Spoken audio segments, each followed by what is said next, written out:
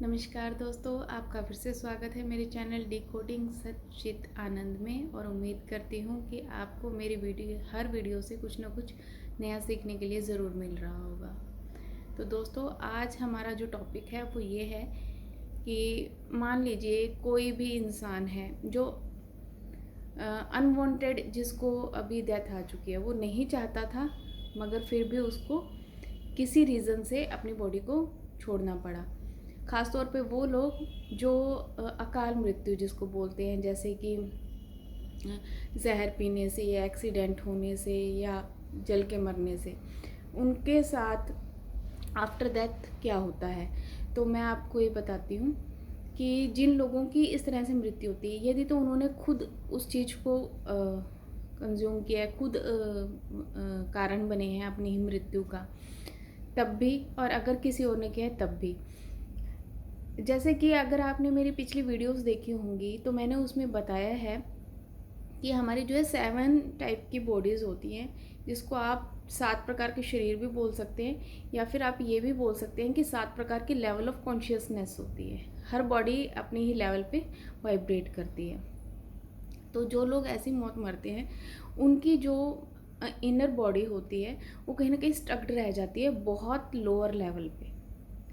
बहुत lower level पे उनकी जो इनर बॉडी है जब वाइब्रेट करती है, चाहे फिर वो जन्म किसी भी घर में ले लें, मगर उनकी हरकतें, उनकी आदतें, उनके संस्कार वैसे ही होते हैं जिस लेवल पे उनकी बॉडी ऑफ कॉन्शियसनेस जो है वाइब्रेट कर रही है।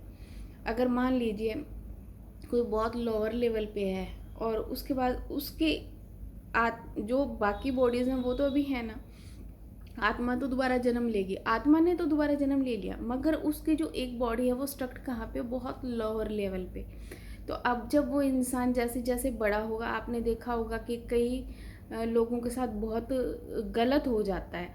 तो वो जो करने वाला है, जिसने गलत किया है, वो क्यों कर रहा है उन लोगों के साथ गलत, है ना। कई लड़कियों के साथ रेप हो जाते हैं, कईयों को कुछ ये गुंडे टाइप लोग होते हैं, मर्डर वर्डर कर देना, किसी को मार देना, लूट पाट करना, गलत हरकतें करना। ये जो लोग हैं, ये वो लोग हैं जिनकी जो एक कॉन्शियसनेस का एक हिस्सा है बहुत ही जिसको बोल सकते हैं कि बुरी जगह पर फंसा हुआ है।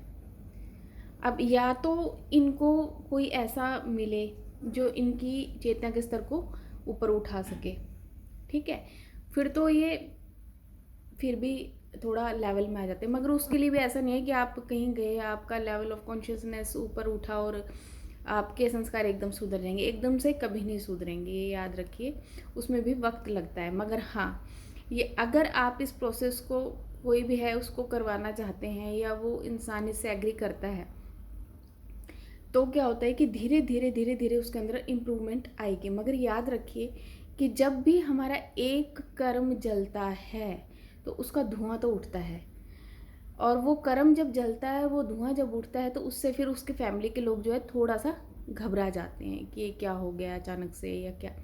मगर उस वक्त उन्हें घबराने की ज़रूरत नहीं होती। याद रखिए कि एक बार की आपकी जो घबराहट है वो आपको 200 दुखों से मुक्ति दिलवाने वाली होती है। तो मेरे कहने का तात्पर्य ये है कि हम जो किसी को ब्लेम करते हैं कि देखो ये इंसान बहुत बुरा है, वो इंसान बुरा नहीं है। उसके साथ जो उसकी पास्ट में जो भी चीज़ें हुई, उसके कारण उसकी इनर बॉडी जहाँ स्टक हो गई, उसके कारण वो ऐसा बिहेव कर रहा है। मगर अब उसका कर्म और ज़्यादा जिसको कहते हैं ना कि डार्कर होता जा रहा है, क्योंकि पहले जो हुआ वो तो हुआ ही, अब वो और उसको करके दूसरों को दुख दे के, दूसरों की पॉजिटिव एनर्जी लेने की बजाय वो उनसे नकारात्मक जो है ऊर्जा अपनी तरफ ले रहा है। तो अब तो उसके ऊपर बोझ और भी ज़्यादा हो गए, है ना। मुक्ति तो बहुत दूर की बात है। अब तो वो मतलब ये कहते हैं कि जिन लोगों को आपने देखा होगा कि बहुत ज़्यादा ऐसे परिवार में पैदा हो जाते हैं जहाँ उनकी मम्मी नहीं है, पापा नहीं है, या अड़ोस पड़ोस के लोग, माहौल उनका ऐसा है जहाँ पे वो बहुत ही जिसको कहते हैं कि ऐसा जीवन यापन कर रहे हैं जो पशुओं के समान होता है। वो रीज़न यही है। तो इसलिए आप किसी इंसान को अगर हेल्प करना चाहते हैं या आप देख रहे हैं कि उस इंसान की हरकतें बहुत बुरी हैं, तो फर्स्ट कोशिश ये करिए कि उसकी लेवल ऑफ कॉन्शियसनेस ऊपर आ जाए। मगर इसमें भी एक बात हमेशा याद रखिए, फर्स्ट वो इंसान एग्री होना चाहिए कि हाँ मुझे ये कदम उठाना है। विदाउट परमिशन आप कभी किसी के इनर पीस को डिस्टर्ब नहीं कर सकते। ये नेचर का फर्स्ट रूल है, क्योंकि हर कोई अपनी यूनिक आइडेंटिटी लेके आया है, हर कोई अपने ही लेवल ऑफ कॉन्शियसनेस पे जीना चाहता है। देखिए जो पानी में आपने देखा होगा जहाँ पे बहुत बुरा पानी होता है, वहाँ पे उसके अंदर वो कीड़े चलते रहते हैं।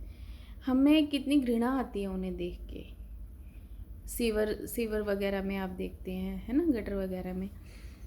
तो हमारे घृणा करने से क्या होगा, उनका जो लेवल है वो वही है और उनको वही लाइफ पसंद है। आप अगर उठा के उन्हें गंगा जल में बिठा दें तो वो कोई आपका धन्यवाद नहीं करेंगे, वो तो बल्कि ब्लेम करना शुरू कर देंगे आपको। इसलिए जब तक आपको कोई हेल्प नहीं मांगे, कभी किसी की हेल्प मत करिए। अपनी लेवल ऑफ कॉन्शियसनेस पे ध्यान रखिए। अगर वो इंसान आपके फैमिली में है, आपके परिवार में है, आपके अड़ोस पड़ोस में है या इस देश में है, अगर वो बार बार वो अपने कर्म को दोहराएगा, तो फिर याद रखिए जहाँ नकारात्मकता है वहाँ एक सकारात्मक ऊर्जा भी है, जो फिर उसको ऐसा रिप्लाई देती है कि उसकी पुश्तें भी याद रखती है। तो आज के लिए इतना ही, और आपसे फिर से हम्बल रिक्वेस्ट है कि प्लीज़ मेरे चैनल को लाइक करें, सब्सक्राइब करें, और मेरी लिखी हुई बुक्स को अगर आपको इंटरेस्ट है तो कमेंट करें। मैं आपको वो उसका लिंक दे दूँगी या PDF सेंड कर दूँगी, आप ज़रूर पढ़िए। Thank you so much.